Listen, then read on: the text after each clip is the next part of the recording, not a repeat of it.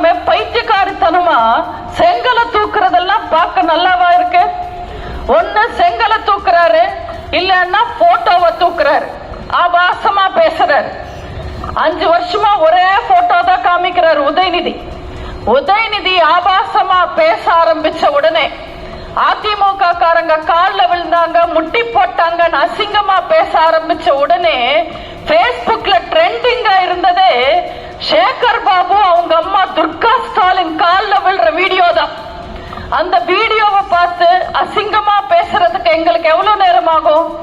ஆனா நாங்க அதிமுக காரங்க, எங்களுக்கு அம்மாக்கும் பொண்டாட்டிக்கும் வித்தியாசம் தெரியும்.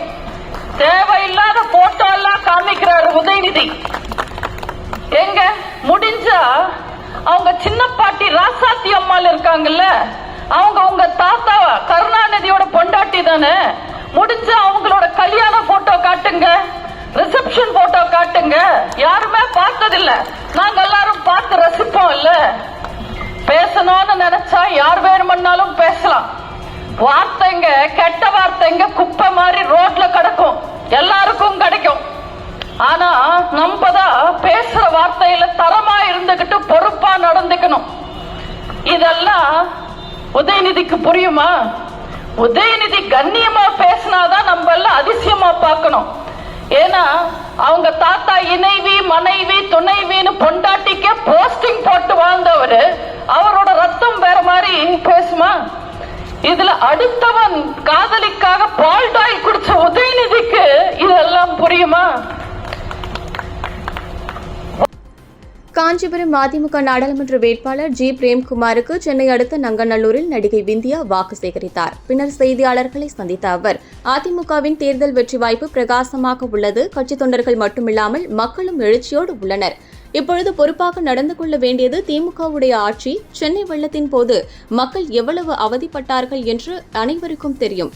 சென்னை வர்தா புயல், தானே புயல் பார்த்துள்ளது. சென்னையில் வரலாறு காணாத மழை, 100 சென்டிமீட்டருக்கும் அதிகமாக மழை பெய்தது தானே புயலின் போது. ஆனால் வர்தா புயலில் 1 லட்சம் மரங்கள் ஒரே நாளில் சென்னையில் சாய்ந்தன. அந்த 2 புயல்களையும் அதிமுக ஆட்சி எவ்வளவு சிறப்பாக கையாண்டார்கள் என்பது தெரியும். ஆனால் இந்த முறை மழை விட்டு 1 வாரம் ஆகியும் தண்ணீர் வடிந்த பாடில்லை. இந்த புயலை சரியாக கையாள தெரியாமல் தோற்றுவிட்டனர். ஆனால் பழியை மத்திய அரசின் மேல் போடுகின்றனர். புயலின் போது இவர்கள் என்ன செய்தார்கள், மத்திய அரசு என்ன செய்யவில்லை என்று சொல்லுங்கள். புயல் நேரத்தில் பொதுமக்கள் எவ்வளவு சிரமத்தில் இருந்தார்கள் என்று அனைவருக்கும் தெரியும் என்று பேசினார்.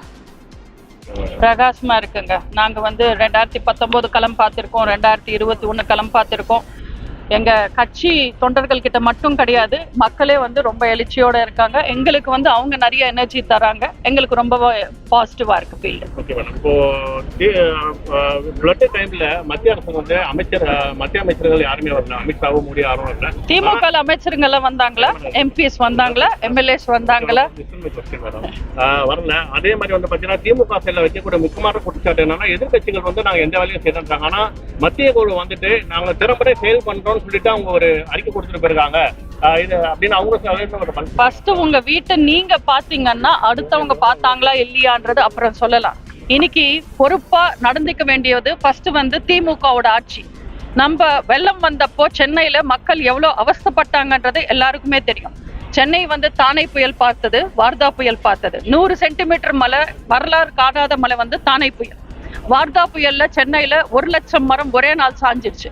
அந்த 2 புயலையும் அதிமுக ஆட்சி எவ்வளவு சிறப்பா கையாள்ந்தாங்கன்றது தெரியும்.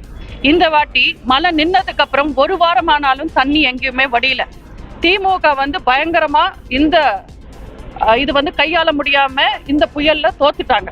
ஆனா பழிய மத்திய அரசாங்கம் மேல போறாங்க. இவங்க பண்ற வேலை என்ன செஞ்சாங்க, மத்திய அரசாங்கம் என்ன செய்யலன்றது சொல்லுங்க. மக்களை ஏமாத்துறதுக்காக என்ன வேணும்னாலும் பேசலாம். ஆனா மக்கள் பிராக்டிக்கலா எத்தனை டிஃபிகல்டிஸ் ஃபேஸ் பண்ணாங்க புயல் காலத்துலன்றது எல்லாருக்குமே தெரியும். ஊடக நண்பர்களானா உங்களுக்கு தெரியும். உங்க क्वेश्चंस முடிஞ்சிருச்சு. நெக்ஸ்ட் டைம் இல்ல, எனக்கு 4 பாயிண்ட் இருக்கு. நான் இப்போ பேசுனது நீங்க கேட்கலன்னு நினைக்கிறேன். எங்களோட வாக்குறுதி பட்டியல் ஊடக நண்பர்கள் எல்லாரும் அந்த புக் பார்த்திருப்பீங்க.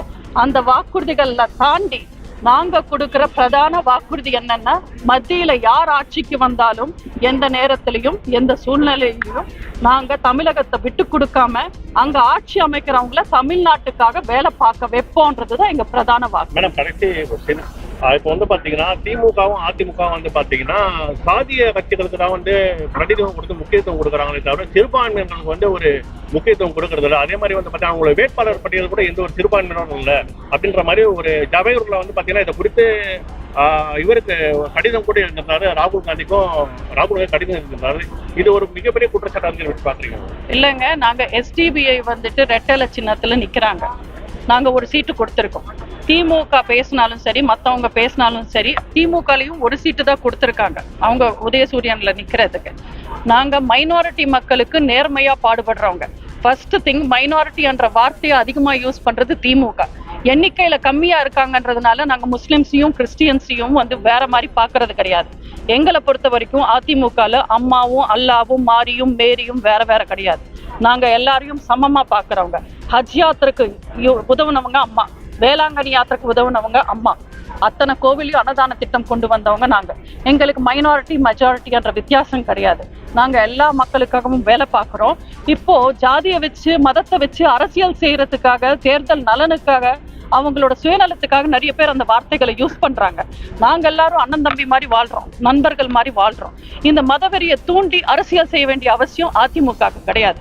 அதிமுகவுக்கு இப்போ அமோகமான ஒரு ஃபீல்டு வந்து அமைஞ்சிருக்கு. மக்கள் நலனுக்காக நாங்க பாடுபடுவோம். இந்த மைனாரிட்டிஸ் மெஜாரிட்டிஸ்ன்றதெல்லாம் எங்களுக்கு கிடையாது. நாங்க மைனாரிட்டி மக்களுக்கு எப்பவுமே விளம்பரத்துக்காக இல்லாம உண்மையா பாடுபடுறவங்க அதிமுக மட்டும். அதே மாதிரி அதிமுக உங்க क्वेश्चंस முடிஞ்சிருச்சு. அது இப்போ வந்து பாத்தீங்கன்னா தொடர்ந்து மழை காலம் இந்த மாதிரி பாதிப்படைந்த நிலையில போடாது சாலைகள் வந்து இப்போ புது சாலைகள் அங்கங்க பார்க்க முடியுது. இது எப்படி பாக்குறீங்க? புது சாலைகள் நீங்க எங்கேயாவது பார்த்தா நியூஸ் சேனல் நண்பரா இருந்தாலும் சரி நீங்க எனக்கு சொல்லுங்க. நான் எங்கேயுமே வந்து நாங்க எங்கேயுமே புது சாலைகள் பார்க்கல. நான் ஆக்சுவலா தமிழ்நாடு ஃபுல்லா வந்துட்டு பிரச்சாரம் பண்ணிட்டு வரேன். சென்னைக்கு நேத்து தான் வந்தேன். சென்னை டிராபிக்ல இந்த சாலை பிரச்சனையால எவ்வளவு மாட்டிக்கிட்டு எவ்வளவு அவஸ்தைப்பட்டோன்றது எனக்கு தெரியும். திமுக வந்து விளம்பரத்துக்காக பில்டப்புக்காக என்ன வேணுமென்னு செய்யலாம். உண்மையில மக்களுக்கு அவங்க எதுவுமே செய்யலன்றதுதான் உண்மை. இது எல்லா பக்கம் பார்க்க முடியுது. நியூஸ் எப்ப வேணுமோ கேள்வி.